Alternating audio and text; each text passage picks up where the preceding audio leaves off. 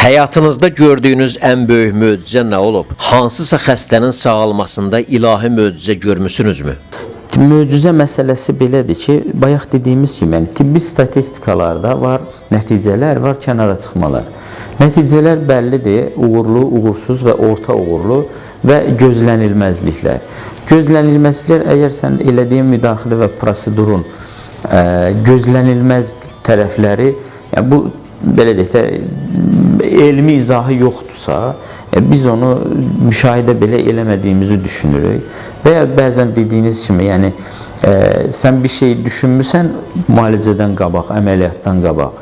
Amma nəticə daha yaxşı olub, bu artıq belə deyək, hiperdiagnostika və ya hipodiagnostika kimi kriterləndirilir. Yəni möcüzə, heç bir möcüzəyə inanmırıq. Yəni elə bir şey mümkün deyil.